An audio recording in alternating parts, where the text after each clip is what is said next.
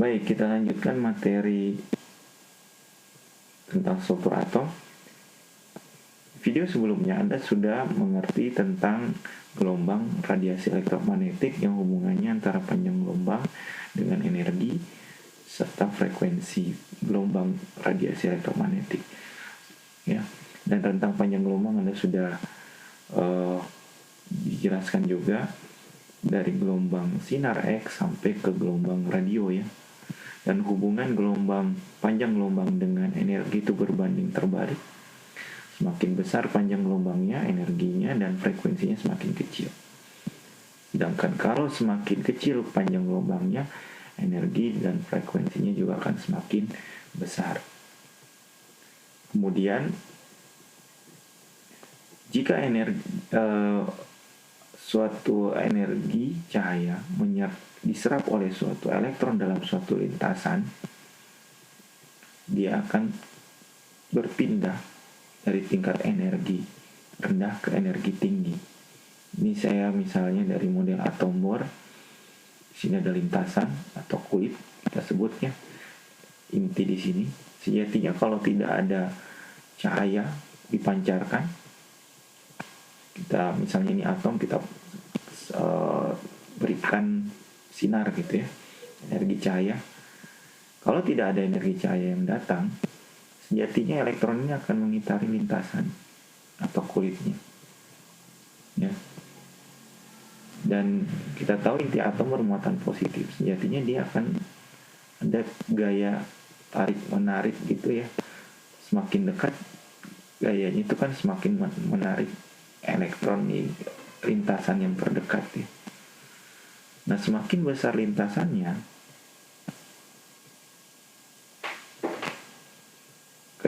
keinginan elektron untuk masuk itu kan butuh energi besar ya, mendekati inti.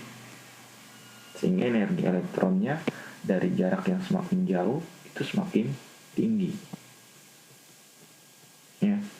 Jadi kalau ada cahaya masuk, kemudian dia mengenai, pasti kena dulu adalah elektronnya ya. Karena elektron keluar dari inti atom, dia akan tereksitasi namanya, dari tingkat energi rendah ke energi tinggi ya. Kemudian itu namanya eksitasi. Kemudian dia bisa juga namanya teremisi, dia mengemisikan cahaya gelombang elektromagnetik seperti ini, sehingga dia bisa kembali lagi ke tingkat dasarnya misalnya ya, di kulit tertentu. Nah, model atom bor ini cikal bakal dari penjelasan bilangan kuantum, di mana bilangan kuantum adalah tingkat energi lintasan elektron dari kelepatan 1 hingga tak hingga gitu ya. Ya, seperti ini. Dan N ini adalah kita sebut sebagai bilangan kuantum utama namanya, prinsipal, karena itu berasal mengindikasikan adalah kulit dari atau lintasan yang mengorbit mengelilingi inti atom. Elektron hanya boleh memiliki energi tertentu yang terkuantifikasi, dan jika cahaya diemisikan bergerak dari suatu tingkat energi yang lebih tinggi ke energi yang lebih rendah, dia akan memancarkan suatu sinar atau foton yang sudah terkuantifikasi ya, dan bisa mengindikasikan pada panjang tertentu. Nah, energi setiap lintasan dapat terkuantifikasi seperti ini. Minus itu ada karena dia melepaskan energi kan, minus ya, dia melepaskan energi dan terhadap bilangan kuantum utamanya. RH adalah konstanta Rydberg, di mana konstanta yang menunjukkan energi dari elektron atom hidrogen ya di setiap lintasan. Nah, kalau lintasannya berbeda, nah ini ada pembaginya, adalah jumlah bilangan kuantum utamanya. Jadi semakin besar ini pembaginya juga, nilai energinya juga akan semakin kecil ya. Kalau minusnya semakin kecil, dia akan melepaskan energinya semakin besar. Oke. Kemudian di sini Anda harus mengetahui pertama tentang ada namanya pembiasan. Bagaimana foton itu tadi sudah dipancarkan akibat emisi elektron dari tingkat energi tinggi ke tingkat energi rendah, sehingga foton yang dia dipancarkan, yang energi cahaya yang dilepaskan akan mengalami pembiasan. Ya. Di cahaya tersebut akan ada pembekokan gelombang ketika melewati dari suatu medium ke medium lain dengan indeks bias berbeda. Maka kecepatan cahaya akan berubah, cahaya dibelokkan pada sudut tertentu, pada panjang gelombang tertentu, dan cahaya bisa dipisahkan menjadi warna-warna komponennya sesuai dengan panjang gelombangnya. Efek fotolistrik terjadi ketika cahaya mengenai permukaan logam dan menyebabkan elektron terlontar. Jadi kalau ada cahaya mengenai permukaan logam, ini berarti dia menyerap elektron ya. Berarti elektronnya akan tereksitasi. Berarti cahaya diserap oleh elektron sehingga dia tereksitasi dari tingkat energi rendah ke energi tinggi. Ya, menyebabkan elektron terlontar ke lintasan yang lebih luar. Energi dari cahaya ditransfer ke elektron logam. Dengan energi yang cukup, elektron akan terlepas dari logam ketika lebih banyak energi diberikan kepada elektron, sehingga bergerak lebih cepat dan memiliki energi kinetik yang lebih tinggi meninggalkan logam. Yang tadi, jadi kalau dia diberikan foton, dia akan terlempar ke tingkat energi yang lebih tinggi. Penjelasannya seperti ini, menimbulkan efek namanya fotolistrik. Itu tadi kenapa ada energi cahaya datang, kenapa ada foton datang ya. Kenapa dia bisa tereksitasi? Karena ada efek fotolistrik tersebut.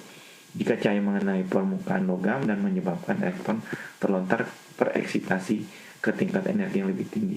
Beda halnya kalau teremisi, emisi dari tingkat energi tinggi ke rendah, sehingga dia memancarkan cahaya ya, mememisikan cahaya, dia melepaskan energi.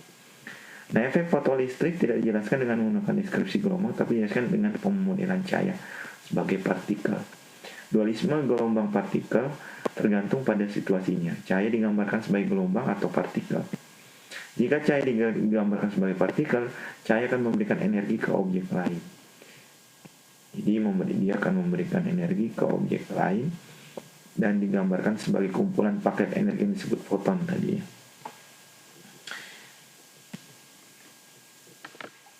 Nah, efek fotolistrik digunakan dalam fotokatoda dan cahaya mengenai katoda dan elektron terlepas. Ini percobaannya ya.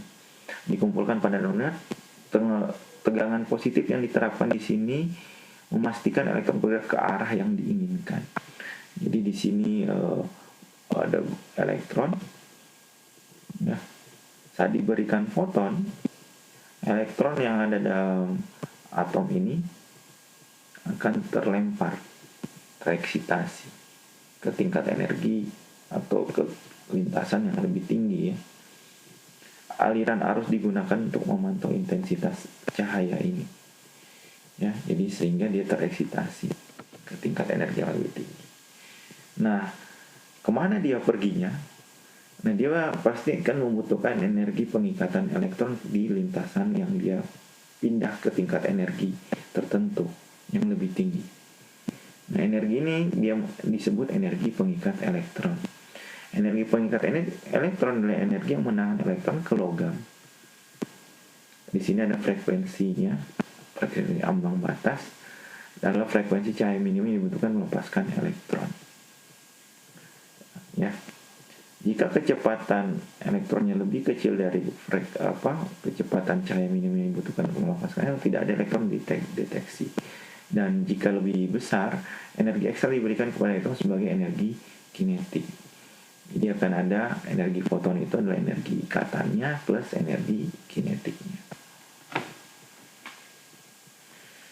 Ya, misalnya ini kalau disebut energi pengikatan elektron, jadi bisa didapat dari energi foton dikurangi energi kinetik. Jadi kalau frekuensinya lebih kecil dari frekuensi ambang batasnya, tidak ada elektron yang dideteksi. Karena kan ada kemampuan minimum ya untuk elektron tuh bisa lepas dari tingkat energi rendah ke energi tinggi. Kalau lebih besar, maka energi foton itu sama dengan energi ikatan pengikat elektron, menahan elektron nih, ditambah dengan energi kinetik dari elektron itu sendiri.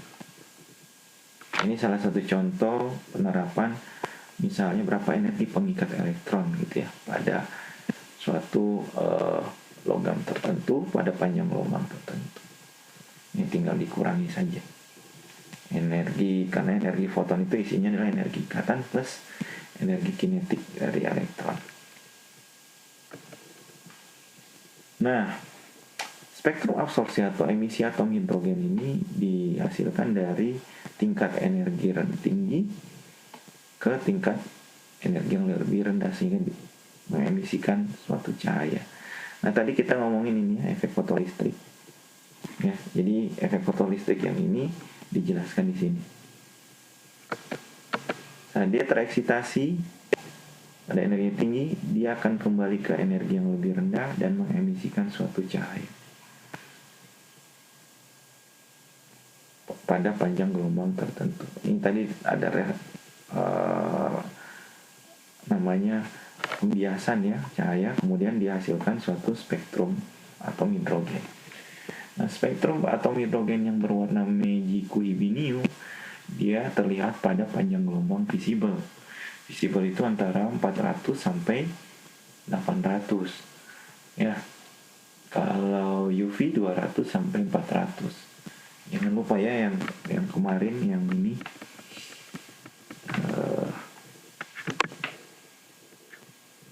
pada panjang gelombang tertentunya. Kita buka dulu. Ini dia. Jadi kalau dilihat di sini ada panjang gelombang. Nah, panjang gelombang visible yang bisa lihat Meiji-Kuibi-Niu itu 400 sampai 700.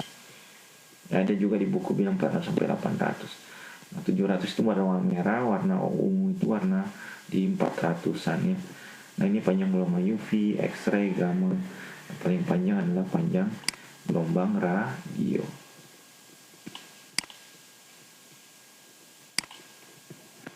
Oke, dari situlah kita bisa tahu emisi cahaya yang dihasilkan itu dari tingkat energi tinggi ke energi yang dasar. Kalau kita lihat di sini ada tingkat energi tinggi ke energi rendah, dia menghasilkan panjang gelombang yang lebih kecil. Artinya semakin banyak tingkat dia turun mengemisikan cahaya, berarti energinya semakin besar kan. Energi yang dilepaskan semakin besar untuk sampai ke dasar.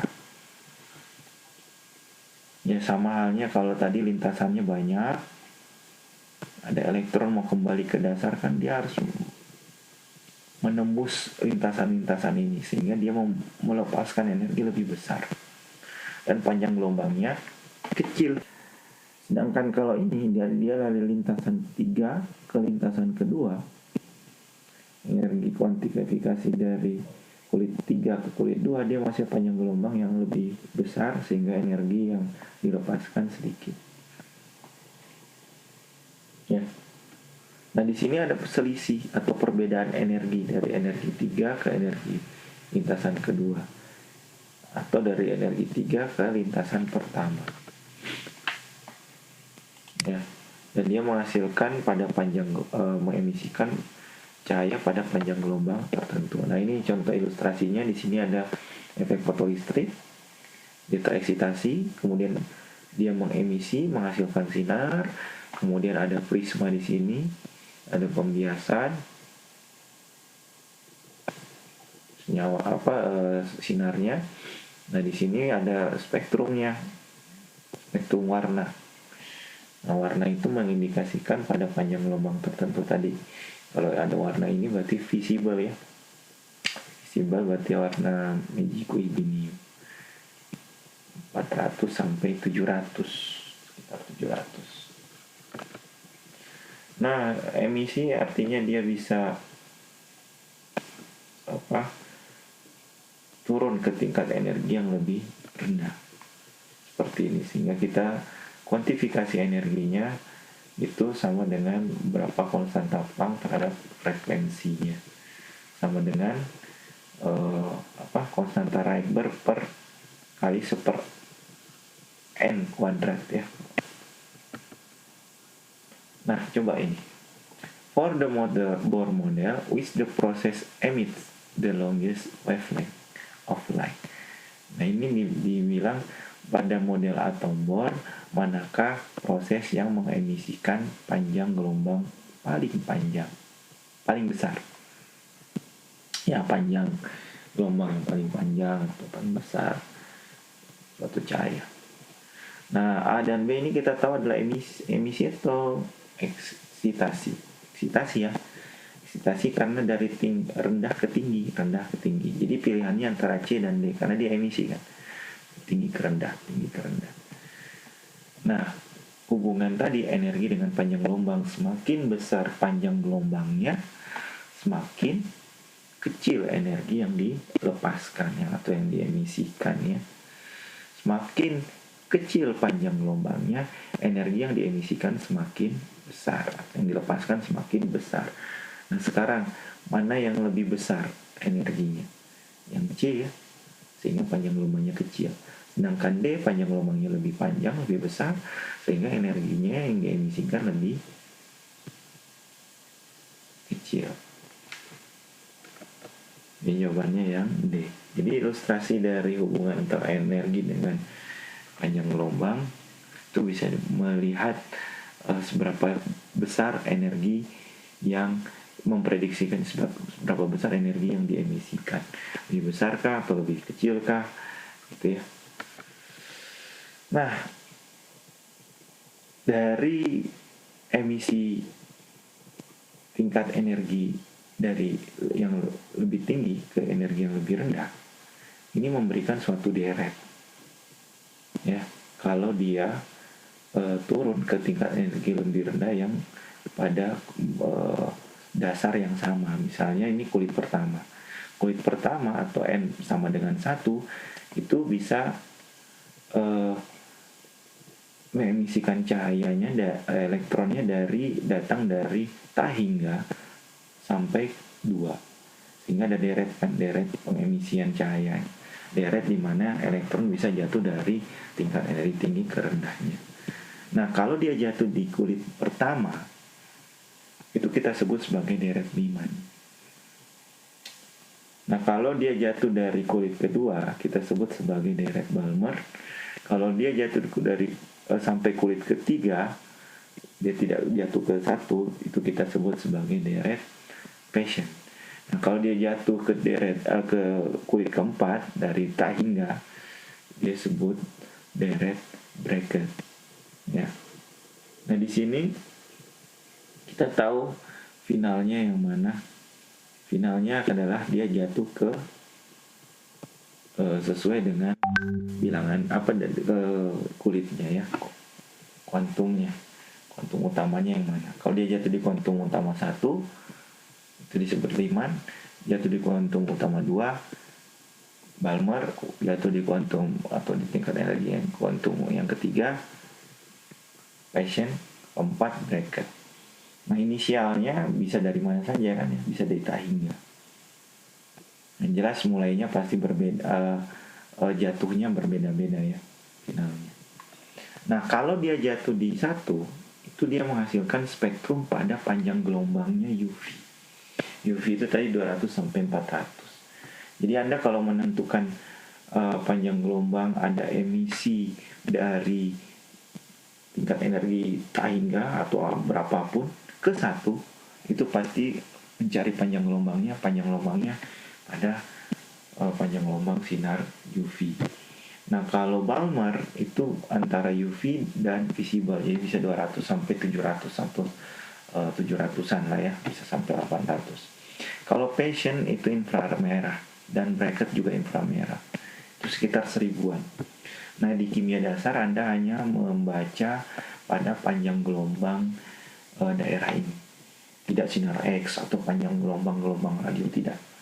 Jadi hanya dari UV, panjang gelombang UV, daerah UV, visible, dan inframerah. Dan jatuhnya antara deret Lyman, Balmer, Paschen, atau di bracket. Nah, kalau di situ ada perubahan energi kan ya, energi kuantifikasi tingkat tinggi yang paling tingkat tertentu, tingkat paling tinggi ke tingkat yang paling dasar, sehingga ada delta E, energi final dikurangi energi inisial. Nah, tadi dari konstanta Rydberg, setiap lintasan punya energi tertentu tergantung jumlah kulitnya ya, kulit keberapa atau lintasan keberapa ya dia mau emisikan. Sehingga kalau kita punya hubungan energi inisial sekian, energi final sekian, kita punya hubungan baru dari selisih energi, perubahan energi, yaitu di mana N inisial dikurangi N final.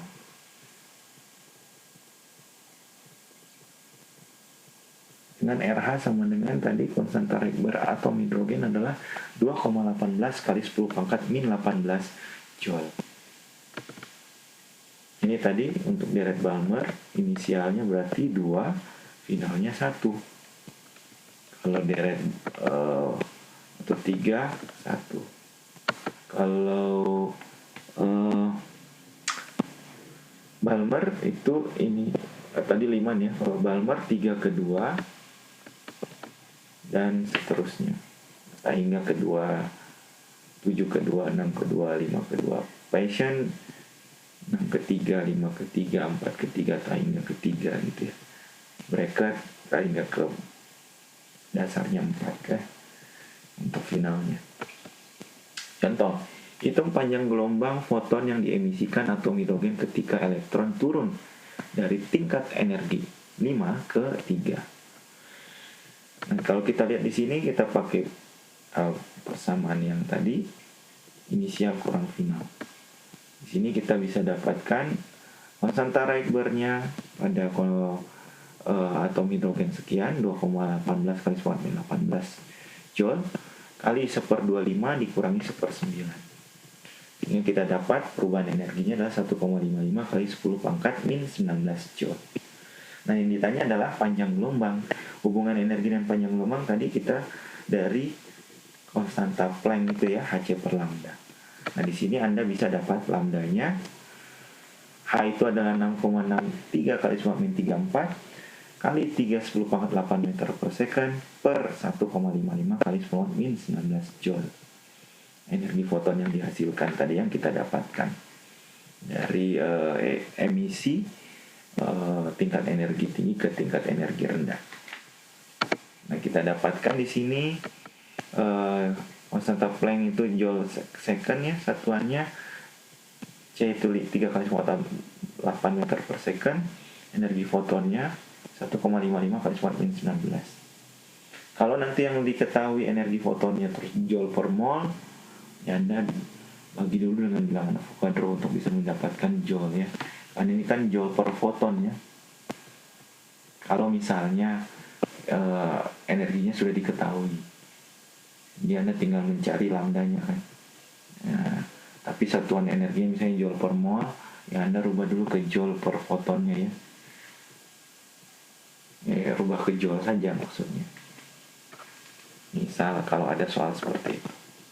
Sehingga kita bisa dapatkan lambdanya sekitar meter. Kita dapat meter, lambdanya kita rubah ke nanometer. Ya.